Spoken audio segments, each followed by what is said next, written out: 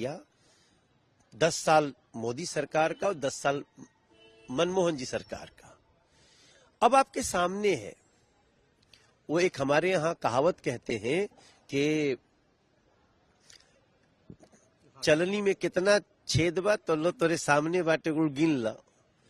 आप अब सब कुछ देख सकते हैं और आप उसके आधार पर समीक्षा करिए कि आपने क्या किया और आपके बाद मोदी सरकार ने क्या किया, आपने कहां गलती की, क्यों आज आपको मुंह छिपाना पड़ रहा है, क्यों इस श्वेत पत्र से आपको भागना पड़ रहा है।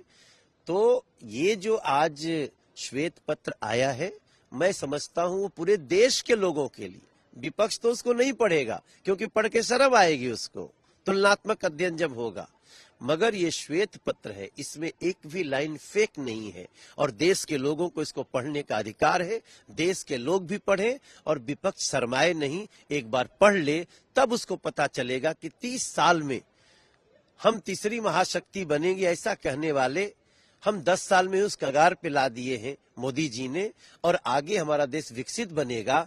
देश के लोग भी पढ़ें, विपक्ष भी पढ़ किया। 10 साल मोदी सरकार का और 10 साल मनमोहन जी सरकार का। अब आपके सामने है, वो एक हमारे यहाँ कहावत कहते हैं कि चलनी में कितना छेद बा तो लो तोरे सामने बाटे गुड़ गिन ला। आप अब सब कुछ देख सकते हैं और आप उसके आधार पर समीक्षा करिए कि आपने क्या किया और आपके बाद मोदी सरकार ने क्या किया, आपने कहां गलती की, क्यों आज आपको मुंह छिपाना पड़ रहा है, क्यों इस श्वेत पत्र से आपको भागना पड़ रहा है।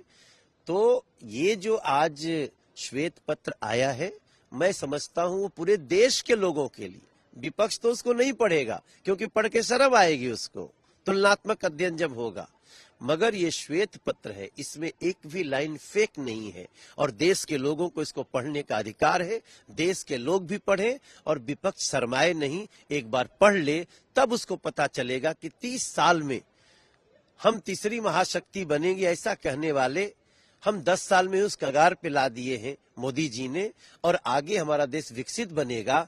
देश के लोग भी पढ़ें, विपक्ष भी पढ़ किया। 10 साल मोदी सरकार का और 10 साल मनमोहन जी सरकार का। अब आपके सामने है, वो एक हमारे यहाँ कहावत कहते हैं कि चलनी में कितना छेद बा तो लो तोरे सामने बाटे गुड़ गिन ला। आप अब सब कुछ देख सकते हैं और आप उसके आधार पर समीक्षा करिए कि आपने क्या किया और आपके बाद मोदी सरकार ने क्या किया, आपने कहां गलती की, क्यों आज आपको मुंह छिपाना पड़ रहा है, क्यों इस श्वेत पत्र से आपको भागना पड़ रहा है।